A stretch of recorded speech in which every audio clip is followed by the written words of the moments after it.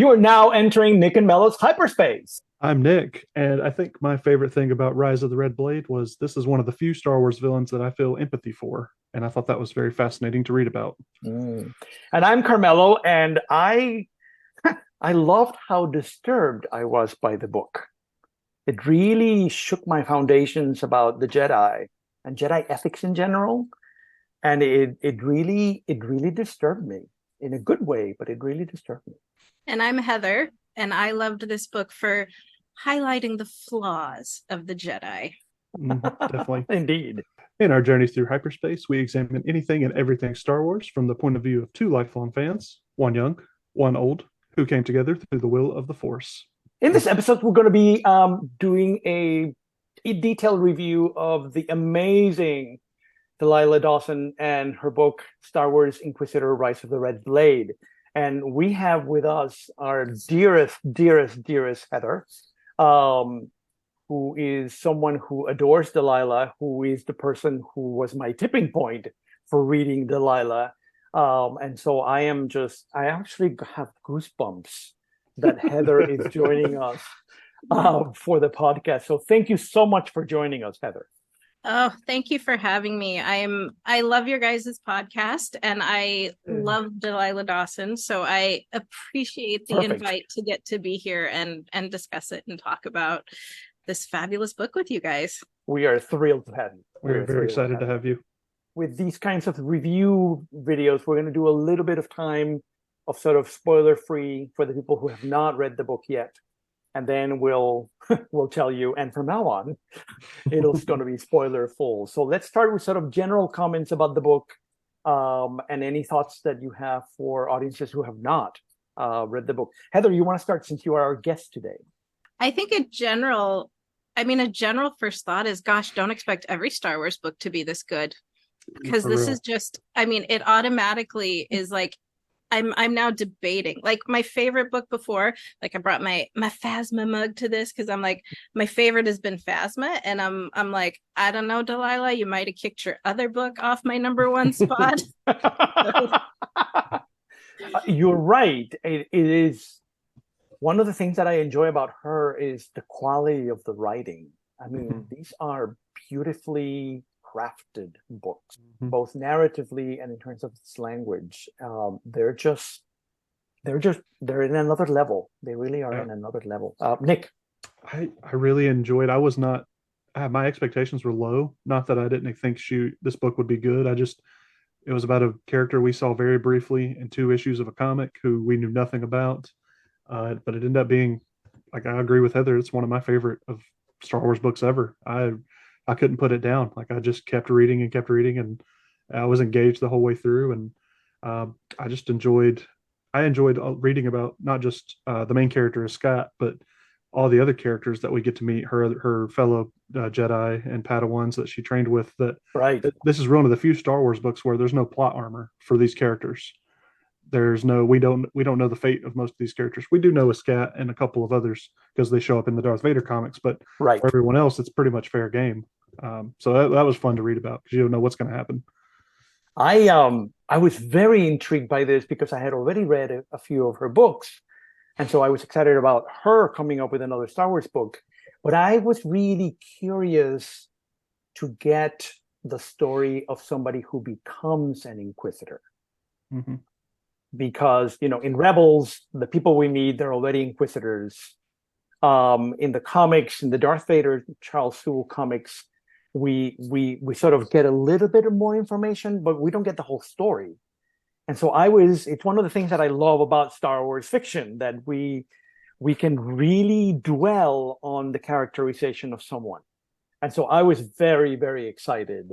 I actually had high expectations, and they were met and beyond. Because it really was wonderful, and it was even better than what I expected. One of the things, and probably one of my only few complaints of this book, was as you read it, you've got this cover, the title, Rise of the Red Blade, like, where it's going. So that's like the only thing was I would have loved, like, just to not know where we were going as you this character, because it was like okay, I know what's going to happen. When's it going to happen? Right. Yeah. Waiting for the other shoe to drop. Yeah. I have a couple of issues, but I'm going to wait for the spoiler full area because it's very much related to plot. But you're right that we sort of know the ending. And Nick and I had read the comics of what happens to this character, so I knew the end. Right. I didn't know if the novel was going to include the end or not. So that was sort of interesting for me to read. But for the audiences who haven't read the book, the novel is published, but the story of this person is already, the end of that person is already told in a comic series, in the Charles Soule Darth Vader series. And so it's fascinating to sort of see how we get there. And the sort of part of the magic is sort of knowing all of the things that happened. And it's just so, it shook me to my bones. I reread those 2 issues that Scott shows up in the Darth Vader cool. comics earlier this morning, and they hit different. They hit different. And originally they're just kind of throwaway characters, but now knowing where Scott comes knowing what from, they are, yeah, and the journey she went on, and that kind of her ending is more tragic than it originally was. They were more like faceless villains in the original story when I read them, but now adding that context and that layer, makes it way more devastating. Absolutely. I read them right after I finished the novel, and I was surprised how literal the end of the novel and the comic story was. I mean, like, it's like word for word. Some almost. of the bubbles, the text is exactly what is in the novel. So it's that part of the novel. She's just recreating what happens in the comics itself. I have a lot to say about the ending, but I'm going to wait till we get to the spoiler. Yeah, let's wait to get to that. I think we can because we are all itching to go. We're there. dying to talk about it. We are itching to go there. For the audience, this is our entry point to the spoiler section. So go for some away reason, if you haven't read it for some reason, come back later. Go read it, then come back. But we're going to talk all spoilers from here on out. So, well, having not read the comic book, I finished the book. And Carmela, you know this because I messaged you as soon as I had finished it, because I hated the ending. I didn't know that she was going to die. And I was so frustrated with that ending. And I had said to you, like, the epilogue, I was like, was Disney pressuring her to end it this way? Like, this doesn't even feel like the rest of the book. And then it was like, oh, okay, that's why it didn't feel like the rest of the book, was because it was an epilogue written by Charles Soule. Yes. And since we're talking about the very end, I sort of felt like I needed 5, 6, 7 more pages of understanding the romance between them. Yeah, that because it was a little too sudden in the epilogue. It was dispatched too quickly, and I wanted the ending to be more impactful because I wanted to understand the romance, and the romance was always sort of in the background in most of the book, but it just all of a sudden it's like it's there. And I needed time, and because we took such a wonderful time to develop this character, it felt a little odd that we didn't get a few more pages. And if Delilah Dawson is listening to this, we adore you. We're just being picky here. Yes, about the few pages of the epilogue. And sort of felt like that romance needed to be just spelled out. To me, so, it just needed spelled out a little more. If I'm not mistaken, isn't there from the last chapter to the epilogue, isn't there like a big time jump? Yeah. If I'm not mistaken. Okay. So there's some time that we missed with their story. Maybe that gets told at some point. Sequel. If it's this big, it could be a little bigger. Give us a sequel. One of the things that I adored about this book was how unexpected Order 66 happened. It was I'm going to say something really strange about Star Wars. It felt so realistic.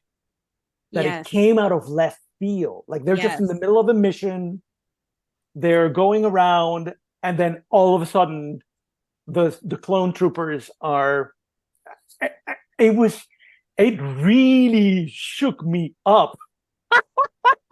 Sort of in the way the Jedi was sort of like, what the fuck is going on here? It was a beautiful way of doing it. Just a beautiful way of doing it. It caught me completely by surprise. Even though I knew Order 66 was going to happen, it still surprised me. I love that. I love that. It's probably my favorite part of the book. It's Anyway, I didn't mean to explode, but No, you're good. it was so well done. So No, well and done. it was, I had the same experience because I think I had even been messaging you at that point. And I was like, come on, when is it going to happen? Like, we know she's, Yeah. and then it just like, bam.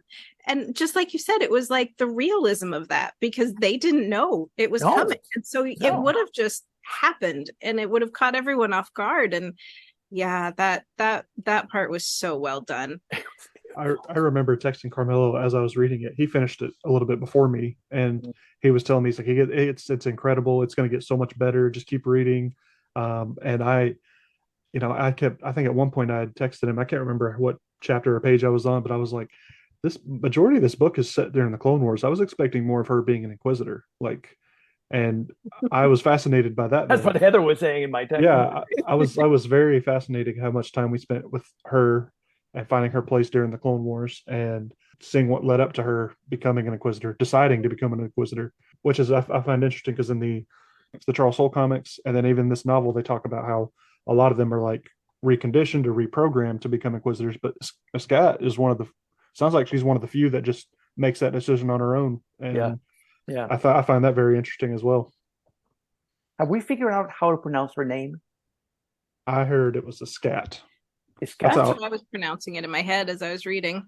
Okay. I don't remember her last name. It's like Arachnis. English is my Agnes. second language, so I never know how to pronounce any of the stuff. So I think it's Agnes or something like that. I can't remember how it's spelled, but yeah, I don't remember.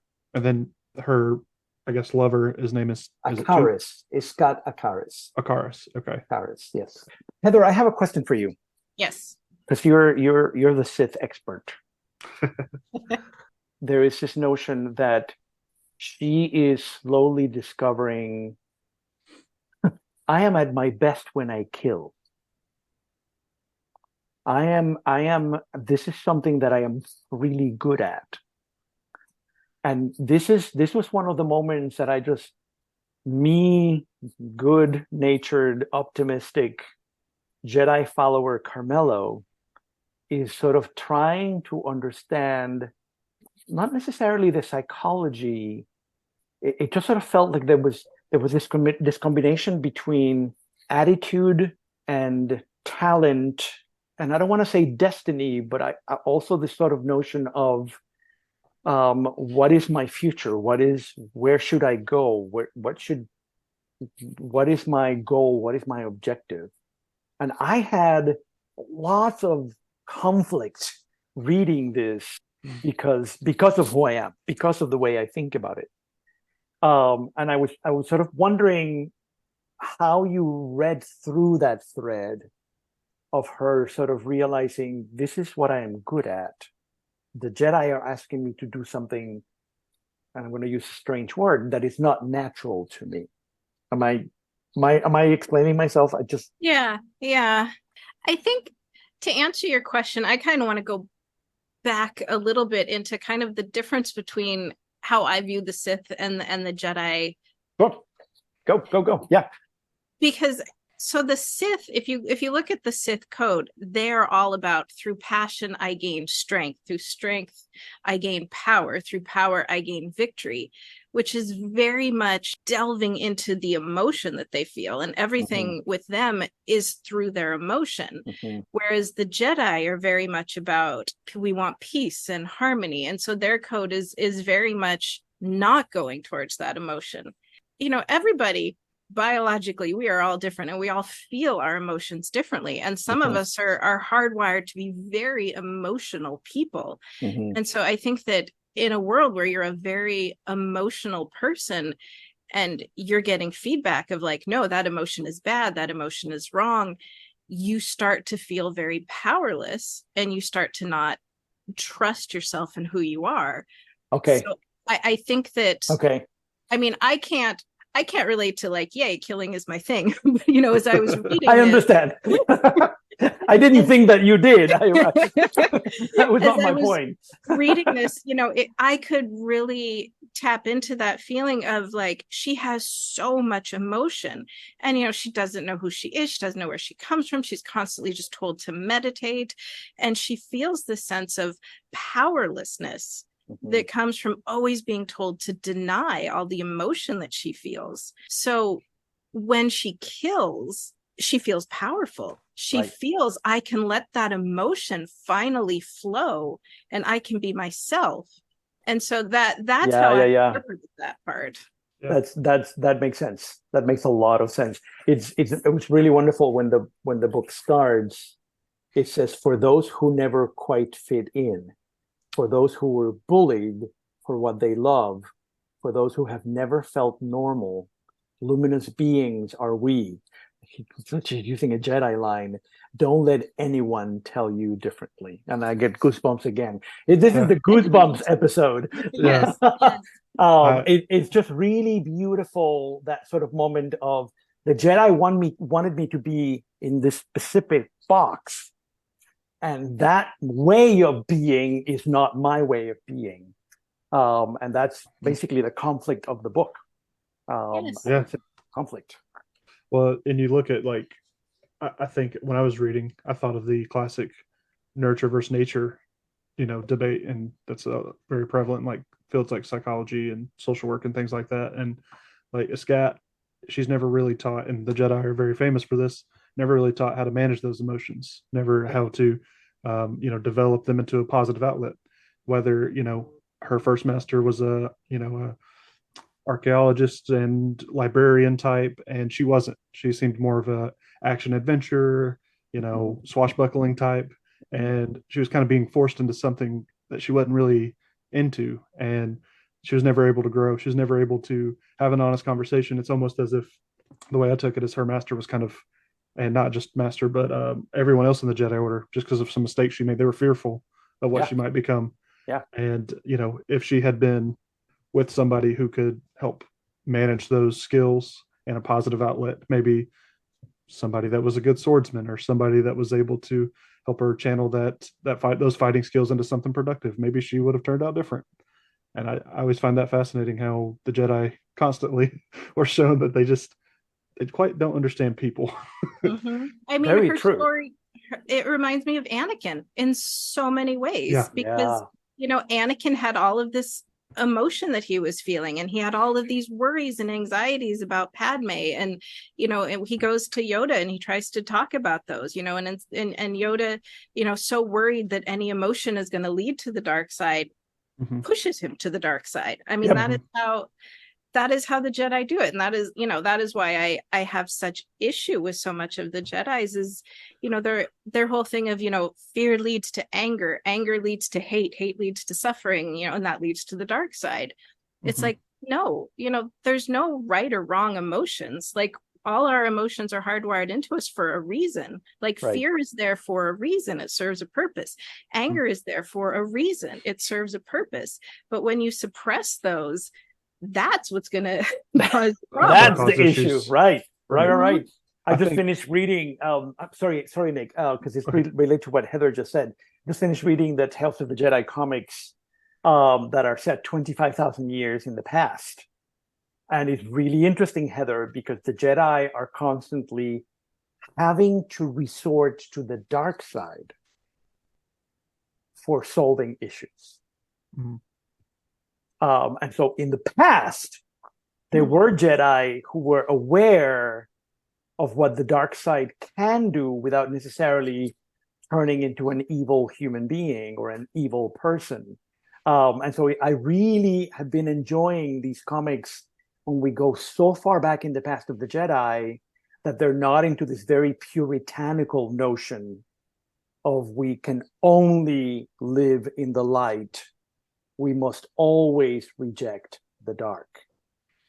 And I think this book is very much about what happens when you force someone to never recognize the dark side and only recognize the light side. Sorry to interrupt, Nick. Go ahead. Oh, that's okay. I was gonna kind of make a small, as you were talking about the comparison to Anakin and his journey, where it ends up, made me think of the moment in the book where they have the knighting ceremony, and she gets knighted with Anakin and a bunch of other Jedi, and she has a brief encounter with Obi-Wan that I thought makes a lot more sense now that you say that. I think of her slightly different than Anakin, because with Anakin he still had meaningful connections. He had Obi-Wan and Ahsoka and Padme, even if it wasn't, it was frowned upon. But Scat didn't really have anybody, and I think she may see Obi-Wan, and she had one interaction that we know of with Obi-Wan, and it was very nice and pleasant. He was smiling and complimented her, and your master spoke highly of you. And to her master never really showed her that. And I think maybe she sees Obi-Wan and Anakin's relationship as a kind of what it could have been for her, or what maybe she needed. Even though Anakin and Obi-Wan had their problems, they still were able to laugh and joke and have a connection. True. And in this book, she feels it's very odd. I don't think I've ever read another Star Wars book where I felt the main character so isolated. She just feels around all these people that have similar, upbringing in her and similar abilities, but she feels alone. And I felt that the whole time reading this book. I love when she goes back to her planet, and she's in this almost matriarchal society. I thought it was just beautiful. And once again, connecting it, Heather, to the notion of comparing it to Anakin, once again, the Jedi are discouraging her discovering her mother's past. And in a way, that's exactly what she needs. She needs an anchor. She needs a ground. She needs a past. She needs a story for her to understand who she is. But the Jedi, they can't go there. They can't go there. And once again, it's this sort of notion of the Jedi reject biological family. When in the case of Iskat, that's exactly what she needs. Exactly what she needs. Yep. One of the things that I love about these podcasts is that I learn so much by just listening to you guys. Like, I would have not thought about this if we had not been talking about it. Heather, you were going to say. No, I was just saying, again, that's another issue with the Jedi, is because they're so afraid of attachments and pulling people away from their families. And again, like, attachments, it's that, I mean, yes, when you have attachment, there is that fear that you could lose that person, but that attachment is what gives you your humanity. And I think in so many ways, the Jedi become so rigid and dogmatic, they lose their humanity. They lose all their social connection to people. No, this book is it's a hard look at the Jedi, and I love that. Yeah, absolutely love that. I've already added it as one of the novels for my students to read for their novel, for their fiction paper, because I think they're going to love it. I think so too. Heather, when we were talking out in the world, you kept saying sort of like, let's be done with the Clone Wars. I want to start with the Inquisitor life.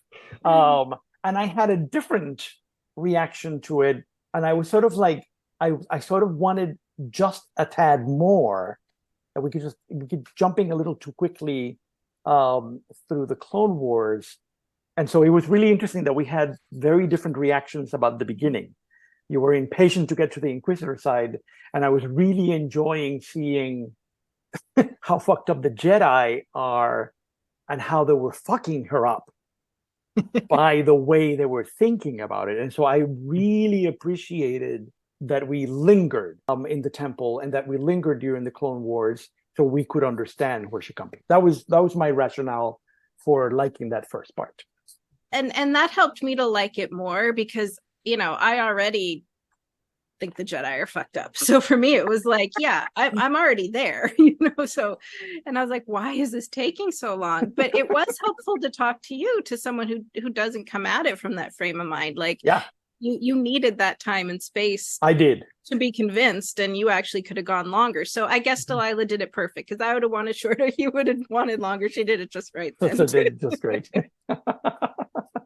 Nick, both Heather and I have read novels about the Sith. We did the Darth Bane trilogy, but I'm sort of curious about your take on this conversation, on the whole idea of the pitfalls of Jedi ethics for the individual, not for the order, but for the individual.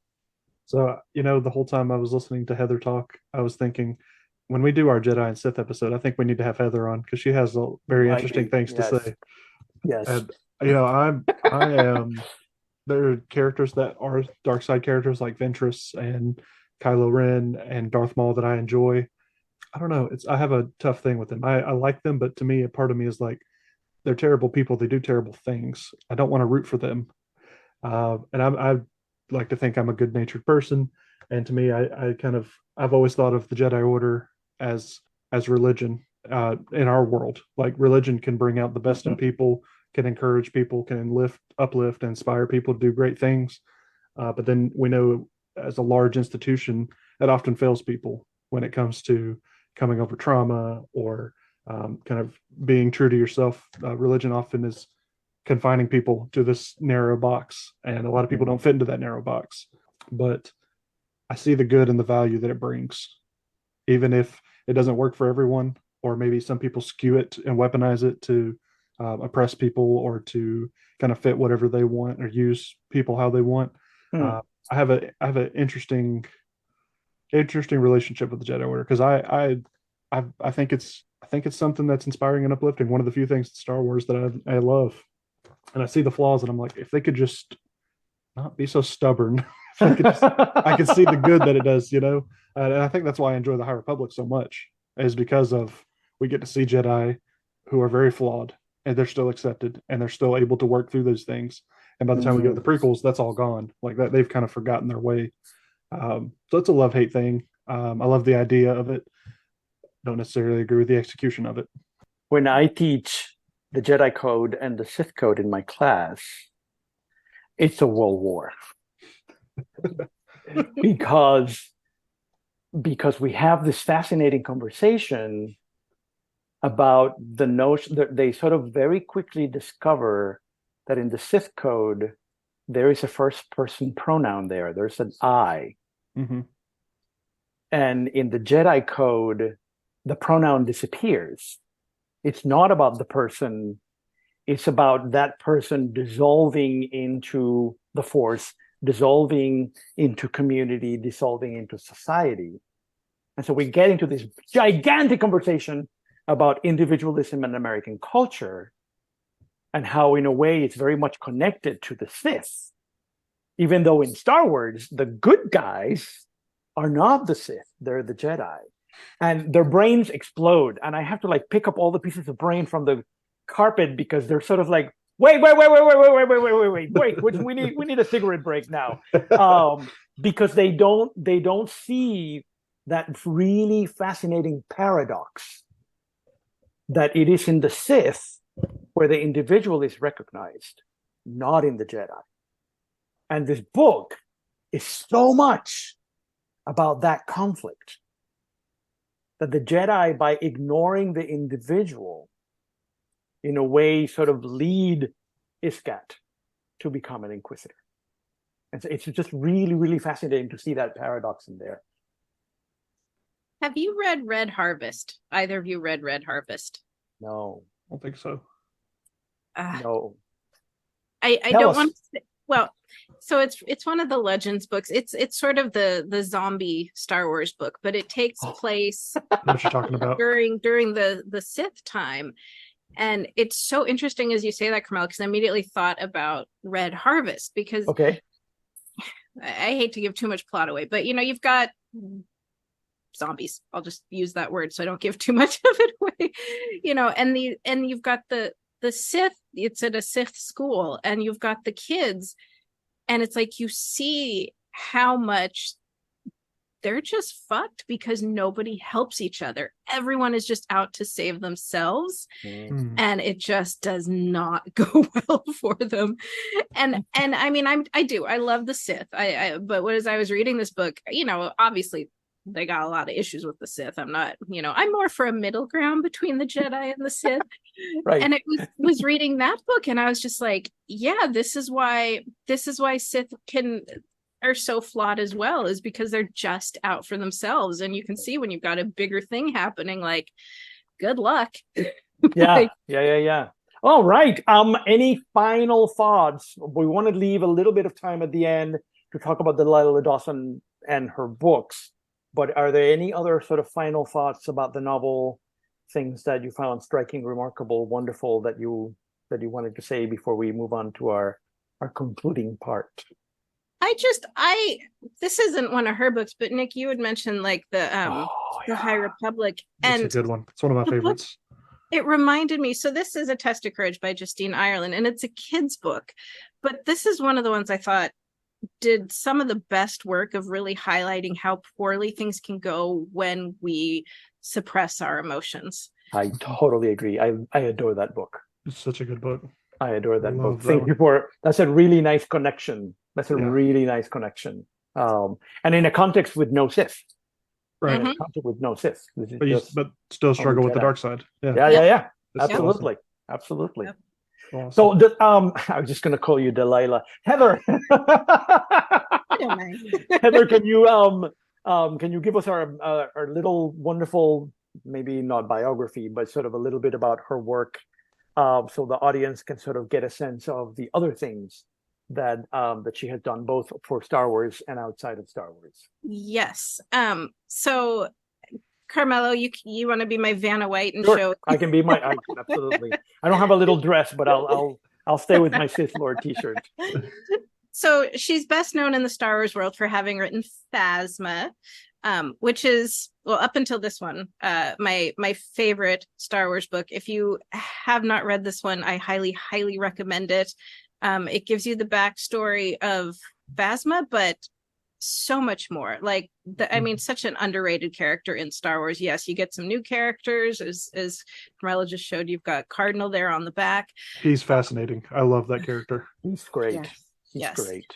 And then the sequel to Phasma, we have Black Spire. Don't read that one first, because it will spoil the end of Phasma. So that's the one to read after Phasma.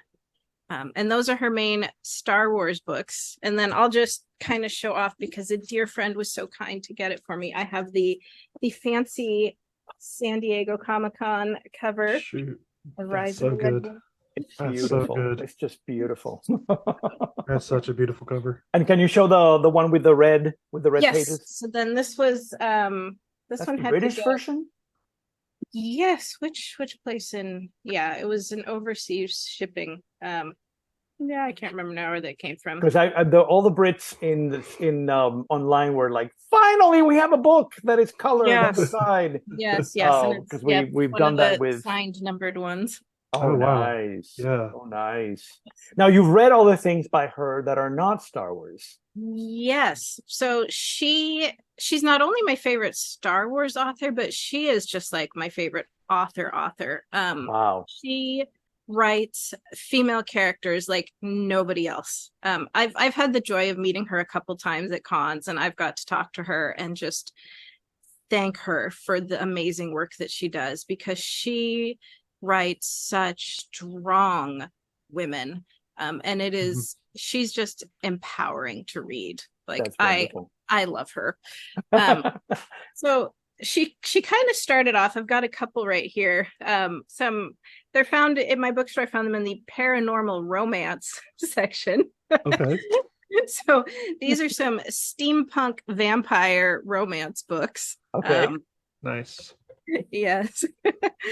And then she also has, in another odd genre, she writes as Lila Bowen. And so this is the Shadow series. Oh, I forgot to say, this is the Blood series, BLUD. That's the vampire series. Okay. And then this is the Shadow series that she writes as Lila Bowen. And these are I'll say LGBT fantasy westerns. It's got a combination of a lot of things there. Western, interesting. Mhm. Western. That's cool. Yes. Okay. And then she also writes kids books. So I have one here, Camp Scare. And the way she opened this book, it actually was very much like how she began Rise of the Red Blade. She said, "This book is dedicated to every kid who's ever been told, you're a bit much. Maybe you could listen a little more and talk a little less. You don't have to raise your hand to answer every question. Just be yourself and everybody will like you. Just ignore the bullies and they'll go away. Huh. You are not alone." Wow. This is a middle grade book that I thought it's a little it gets dark for a middle grade book, but it deals with bullying. Wow. Cool. Really good. And then I'm saving the best for last. So this is a book that came out last year by her. I've heard wonderful things about that book. My favorite book of last year. It was so good. That's great. It deals with, I don't want to give any spoilers. I'll just say it deals with a pandemic of violence. Wow. Okay. Yes. So it's set during the pandemic. The book opens right kind of as COVID has ended, and then a new pandemic takes hold of people being violent. And we get some great female characters in this book, like nothing I've ever read before. That's great. So yeah, I cried when I got to talk to her about how much this book meant to me. That's awesome. That's marvelous. The very first thing that I read by her was actually a short story, a Star Wars short story called Worthless. There's a book, like a collection of short stories called Tales of the Jedi and Sith. And it is a book, and it is a story about Asajj Ventress, and Asajj Ventress, she's my girl. If I was straight, I would marry Asajj Ventress. She's just, I adore her. And so it was really wonderful to read that story and sort of like, okay, Heather's right. She's amazing. I got to start reading Delilah Dawson.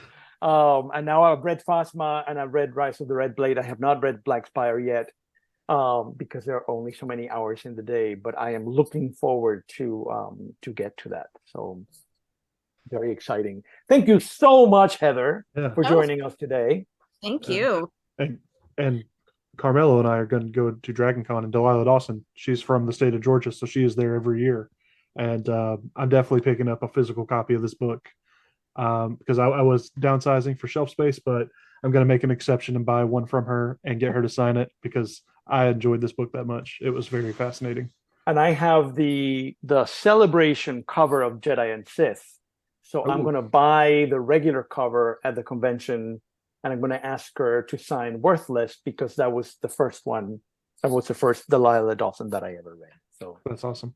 So we're going to be fanboys or fangirls or fan people, and get our signatures next weekend. So, all right. Thank you, Nick. Thank you, Heather. A pleasure to have you here again. Thank you, audience. May the force be with everybody. Take care. Bye.